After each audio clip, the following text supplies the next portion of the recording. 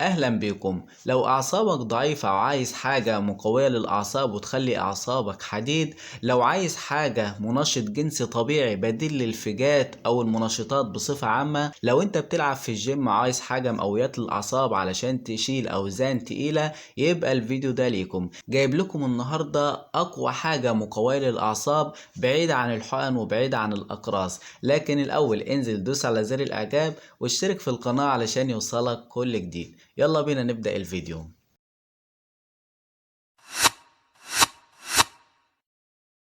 وزي ما عودتكم في اول كل فيديو، انا مش دكتور ولا صيدلي، لكن بجيب لكم حاجات ناس جربتها وجابت معاها نتيجة كويسة، فبقول لكم عليها على اساس انها تجيب معاكم برضو نتيجة كويسة. لكن ما تستخدمش اي حاجة غير لما ترجع للدكتور او الصيدلي، لان هم اكتر اتنين هيقدروا يقولوا لك الحاجة دي تنفع معاك ولا لا.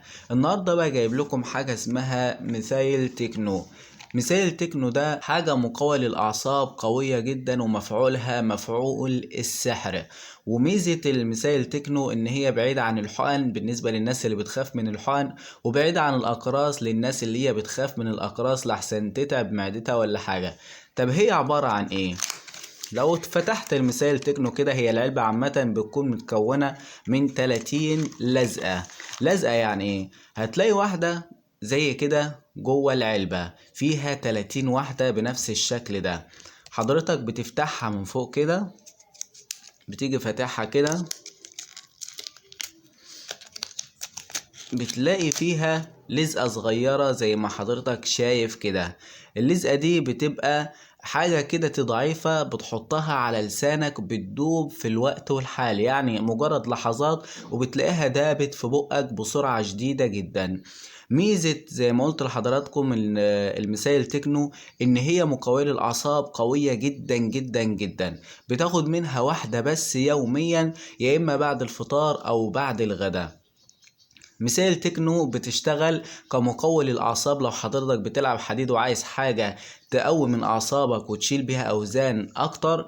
مقوية للحوامل لو واحدة بتحس بضعف أو هزل أو تعب، تاخد منها مفيش أي مشاكل خالص ولا خطورة على الحملة. ممكن تستخدمها كبديل للمنشطات الجنسية زي الفيجات أو المنشطات بصفة عامة، وكويسة جدا ومفعولها قوي جدا جدا. بتستخدم لو في التهابات في الأعصاب أو وجع في العظام، بتستخدم لأكتر من حاجة. فمثال التكنو ده جميلة جدا ومفعولها قوي جدا جدا. استخدموها وإن شاء الله بإذن الله هتجيب معاكم نتيجة كويسة. واكتب لنا في التعليقات تحت لو حابب إن احنا نتكلم عن موضوع تاني، ونتقابل إن شاء الله في فيديوهات تانية. السلام عليكم.